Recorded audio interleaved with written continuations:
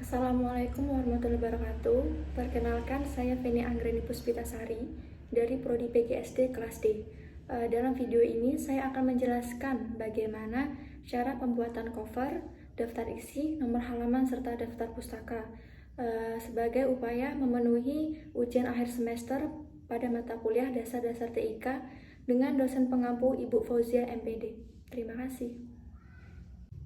Baiklah, di sini pertama saya akan membuat cover. Di sini saya menggunakan proposal penelitian saya. Di sini juga sudah terdapat contoh cover yang sudah jadi. Tapi di sini saya akan membuat yang baru.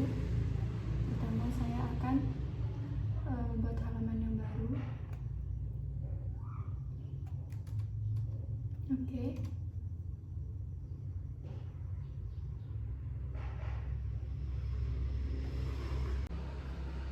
Baik, di sini saya yang pertama akan membuat cover, di mana dalam pembuatan cover itu terdapat beberapa ketentuan-ketentuan. Contohnya margin yang kita gunakan, jenis font yang kita gunakan, spasinya, dan ukuran font. Nah, di sini saya akan membuat cover dengan judul proposal penelitian yang saya kerjakan pada saat ini. Di sini sudah ada contoh cover yang sudah jadi, tapi di sini saya akan membuat yang baru dengan ketentuan-ketentuan sesuai dengan pedoman pada pembuatan proposal penelitian di kampus Universitas Muhammadiyah Muara Bungu. Oke, yang pertama untuk marginnya pada sebuah proposal itu menggunakan margin 4433. Untuk bagian atas di sini kita menggunakan 4. Nah, untuk sebelah kirinya menggunakan 4 dan bagian bawahnya menggunakan 3 dan sebelah kanannya menggunakan 3. Oke, kita buka backlight, lalu kita buka margin, custom margin. Nah, untuk bagian top kita isi 4 cm, bagian left 4 cm, bottom 3 cm, dan right 3 cm.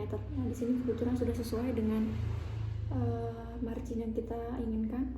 Langsung klik OK saja. Selanjutnya, untuk jenis font yang kita gunakan itu Times New Roman. Di sini bisa dilihat. Ukuran font yang kita gunakan 12 dan line spasinya kita menggunakan 1,15 ya kalau untuk cover itu. Oke.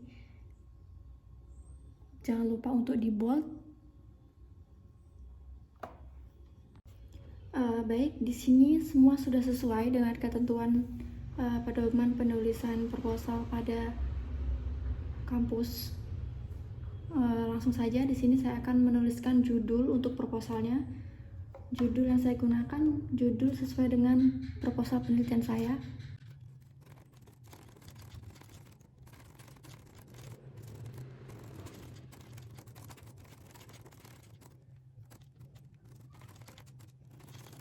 Setelah itu kita buat di sini.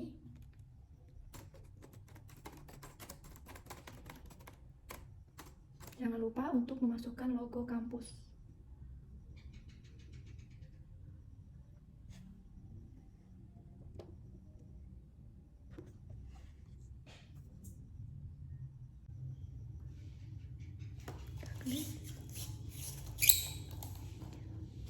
Untuk ukuran besar kecilnya logo itu kita sesuaikan saja. Jangan terlalu besar dan jangan terlalu kecil.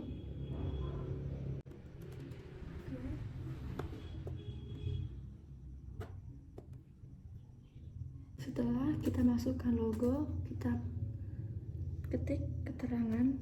Contohnya karena kita membuat proposal penelitian, jadi keterangannya di sini bisa seperti ditulis untuk memenuhi sebagian persyaratan mendapatkan gelar sarjana pendidikan. Nah, untuk pada bagian ini cukup huruf awalnya saja yang besar, selebihnya huruf kecil.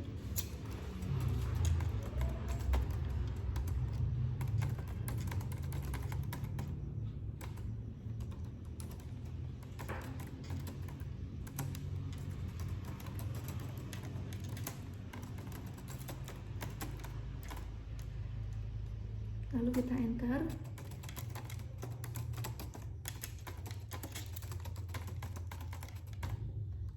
Selanjutnya kita tulis nama kita. Untuk bagian nama ini semuanya huruf besar ya.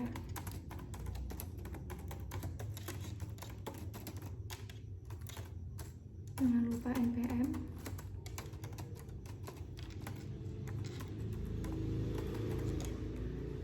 Oke, setelah selesai, selanjutnya program studi.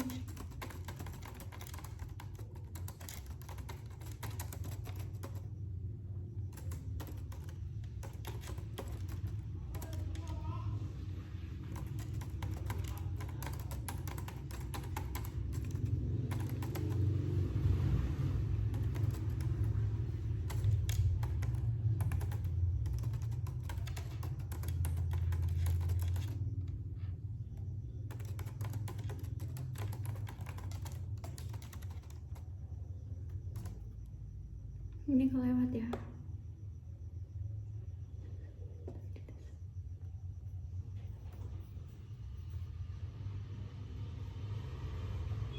Dalam pembuatan judul pada cover, dia harus membentuk piramida terbalik, di mana dalam bagian atas ini, saya zoom, ada bagian kalimat paling atas, kalimat pertama, dia harus lebih panjang dari kalimat kedua, dan untuk kalimat yang ketiga harus lebih pendek dari yang kalimat yang kedua.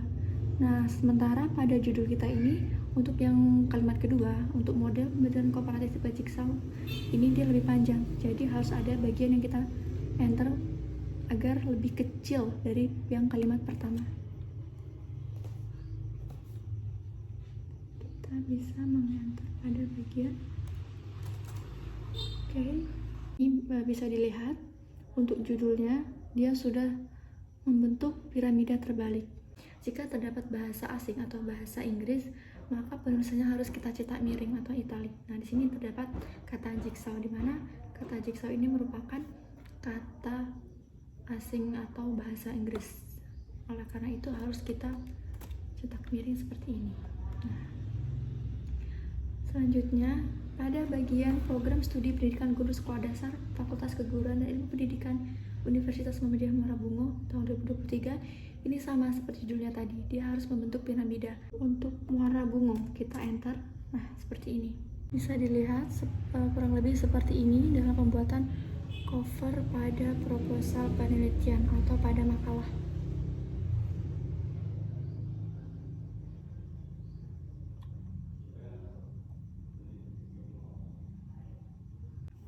Selanjutnya, langkah-langkah pembuatan daftar isi.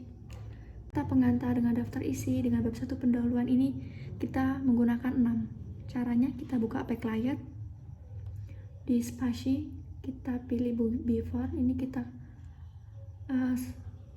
pilih 6 ya. Untuk kursornya kita letakkan di bagian kalimat akhir seperti daftar isi. Nah, setelah itu kita pilih 6.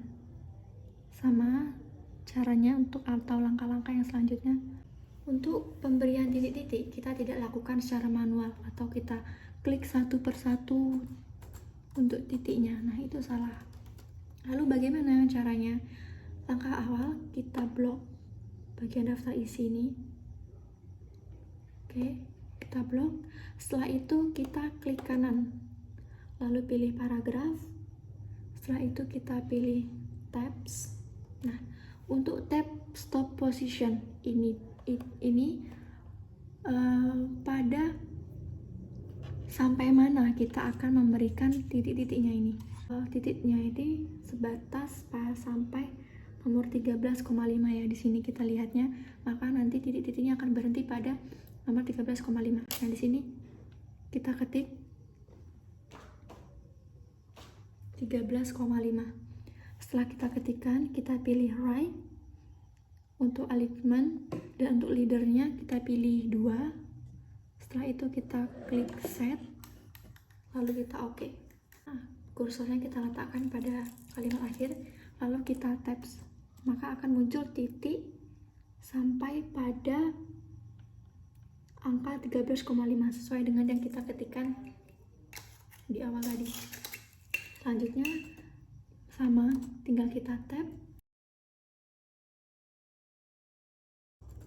sampai pada bagian akhir daftar isi. Nah, sudah. Jika sudah ada titik-titiknya, kita bisa langsung masukkan nomor halamannya. Misalkan kata pengantar terdapat pada nomor halaman I1. Kita tinggal ketikkan I1. Daftar isi terdapat pada I2. Latar belakang terdapat pada halaman 1. Identifikasi halaman 2. Itulah bagaimana langkah-langkah pembuatan daftar isi pada proposal penelitian atau makalah. Untuk yang selanjutnya, tata cara pembuatan nomor halaman. Terdapat beberapa langkah-langkah atau ketentuan yang bisa kita lakukan dalam pembuatan nomor halaman. Namun perlu diketahui, dalam pembuatan nomor halaman, pada setiap bagian bab seperti bab 1 pendahuluan, bab 2 kajian teori, bab 3 metodologi penelitian, nah itu halaman diletakkan pada bagian tengah bawah seperti ini. Itu pada setiap awal bab. Sedangkan untuk halaman selanjutnya yang bukan pada awal bab, itu halaman diletakkan pada pojok kanan atas di sini. Lalu bagaimana caranya? Caranya sebagai berikut. Letakkan kursor pada sini, pada akhir bab 1 pendahuluan. Lalu kita klik pada bagian atas sebanyak 2 kali. Nah, maka di sini akan muncul tulisan header section 2. Pada setiap awal bab dengan halaman selanjutnya yang bukan awal bab, dia harus header sectionnya harus berbeda. Nah, karena di sini pada bab 1 pendahuluan header sectionnya 2, maka untuk halaman setelahnya itu header sectionnya harus 3. Bagaimana caranya? Kita close headernya terlebih dahulu. Kita letakkan kursornya pada awal kalimat setelah bagian bab 1 pendahuluan. Setelah itu kita klik backlight, kita klik breaks, lalu kita pilih next page.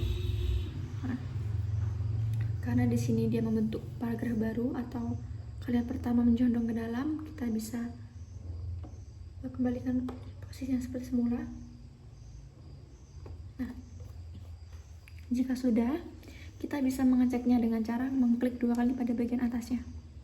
Nah, di sini sudah terlihat header sectionnya sudah berubah, yang awalnya header sectionnya 2 sekarang menjadi header sectionnya 3. Jadi sudah berubah ya pada halaman bab 1 dengan halaman selanjutnya header sectionnya. Kita letakkan kursornya di pada bagian bab 1. Kita klik 2 kali. Nah, untuk link to previous di desain di sini, untuk link previousnya kita klik, kita nonaktifkan. Untuk pada bagian atasnya, untuk bagian header, dan untuk bagian footernya kita nonaktifkan juga. Kita bisa langsung memberikan nomor halaman. Caranya kita klik insert, setelah itu kita pilih page number. Nah, kita pilih bottom. Nah, kita pilih bottom of page. Bottom of page ini di halamannya terdapat beberapa halaman, tapi kita pilih halamannya yang terletak pada bagian tengah bawah. Nah, pada yang kolom yang kedua. Setelah itu kita klik, nah maka akan muncul halaman di sini. Pada bab 1 pendahuluan, header sectionnya itu 1. Nah, pada halaman selanjutnya header sectionnya harus beda atau harus berubah dari bab 1, yaitu header section 2. Kita close, lalu kita klik insert, kita pilih page number, dan kita pilih top of fact yang nomor 3. Nah, otomatis dia nomor halamannya akan terletak pada pojok kanan atas seperti ini. Dan untuk halaman seterusnya juga akan berlaku seperti itu, karena header sectionnya ini sama dengan header section yang bagian halaman nomor 2. Untuk yang terakhir, pembuatan daftar pustaka. Nah, di sini saya sudah menyiapkan 2 penulis yang saya gunakan dalam proposal saya. Di sini yang pertama ada Abbas Muhammad Lukman Hakim dan yang kedua ada Cucu Suhana. Nah, dalam pembuatan daftar pustaka ini terdapat unsur-unsur yang harus ditulis dalam pembuatan daftar pustaka secara berturut-turut. Yang pertama itu ada nama pengarang. Nah, di sini ada nama pengarang. Setelah itu ada tahun penerbitan. Selanjutnya ada judul bukunya. Dan yang keempat ada tempat terbit atau tempat penerbit, di mana tempat buku ini diterbitkan. Nah, pada bagian yang keempat di sini. Dan yang kelima ada nama penerbit atau PT yang menerbitkan buku tersebut. Nah, di sini saya mempunyai dua contoh. Yang pertama ini daftar pustakanya berasal dari jurnal, dan yang kedua dari buku. Nah, dalam pembuatan daftar pustaka yang berasal dari jurnal, untuk runtutan penulisannya masih sama ya. Yang pertama harus ada nama penerbit, yang kedua tahun terbit, yang ketiga judul. Nah, yang keempat di sini ada jurnal. Lalu bagaimana sistematika penulisannya? Yang pertama, kita tulis nama penerbitnya terlebih dahulu. Jika nama penerbit hanya terdiri dari satu nama, contohnya seperti ini, hanya terdiri Abbas saja, maka yang cukup kita tulis hanyalah kata Abbasnya saja. Namun, jika nama penerbit atau nama penulisnya terdiri dari dua suku kata, misalnya Muhammad Abbas, maka kata atau nama yang ditulis adalah nama yang terakhir. Sedangkan untuk nama yang terdiri dari 3 suku kata, contohnya nama saya Feni Anggraini Puspitasari, terdiri dari 3 suku kata, maka yang harus ditulis untuk bagian depannya atau yang harus ditulis lebih terdahulu adalah nama yang kedua, yaitu Anggraini, dan setelah itu Puspitasari. Baru kita beri tanda koma, lalu baru kita beri nama depan kita, Feni, seperti ini. Ini berlaku jika nama pengarang atau penulisnya terdiri dari 3 atau 2. Tapi jika hanya terdiri dari 1, maka hanya Feni saja, itu tidak apa-apa. Setelah kita tulis nama penerbitnya, kita tulis tahunnya. Nah, di sini ada tahun 2019. Kita kasih titik. Saya mengambil tahun 2023. Setelah itu kita kasih titik, lalu judul bukunya. Kita bisa tulis judul buku.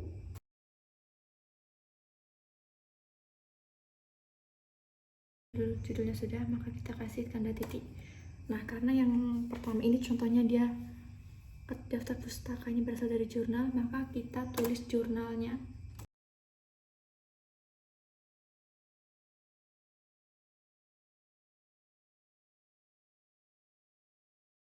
Tapi dalam penulisan daftar pustaka, khususnya untuk yang menyediakan atau yang berdasarkan dari jurnal, maka terdapat beberapa yang harus kita kasih garis miring. Nah, untuk daftar pustaka yang berasal dari jurnal, yang perlu kita garis miring atau italinya pada kata Jurnal Pendidikan Fisika dan Teknologi volume 5 nomor 2. Nah, seperti ini. Selanjutnya, contoh daftar pustaka yang kedua. Dia berasal dari buku, tidak dari jurnal. Nah, di sini nama pengarangnya itu ada Cucu Suhana. Artinya dia memiliki 2 suku kata, di mana kata pertama atau nama yang pertama itu Suhana dan nama panjangnya itu Suhana Cucu. Namun pada penulisan daftar pustaka, tentu nama yang kedua yang didahulukan atau yang diletakkan pada bagian awal. Untuk nama yang panjangnya atau nama yang kedua Cucu, setelah itu kita kasih tanda koma, lalu kita ketikkan nama awalnya Suhana. Setelah itu ketik tahunnya, setelah tahun judul bukunya. Judul bukunya ini konsep strategi pembelajaran. Dan yang selanjutnya ini kita tuliskan tempat penerbit. Dan setelah itu ada PT penerbitnya. Nah, perbedaan dalam penulisan daftar pustaka yang berasal dari jurnal dan dari buku ini terletak pada di sini. Pada jurnal itu dia untuk bagian jurnal pendidikan fisika dan teknologi dia digarismiringkan. Sedangkan untuk daftar pustaka yang berasal dari buku atau para ahli yang berasal dari buku, yang perlu digarismiringkan itu pada judulnya. Konsep strategi pembelajaran ini yang perlu kita garis miringkan. Nah, seperti ini. Ini yang perlu kita garis miringkan. Jadi ini perbedaan antara pembuatan daftar pustaka yang berasal dari jurnal dan dari buku. Baiklah, itu tadi penjelasan dari cara pembuatan cover, daftar isi, nomor halaman, dan daftar pustaka. Mungkin hanya itu yang dapat saya jelaskan. Kurang dan lebihnya saya mohon maaf. Saya akhiri. Wassalamualaikum warahmatullahi wabarakatuh.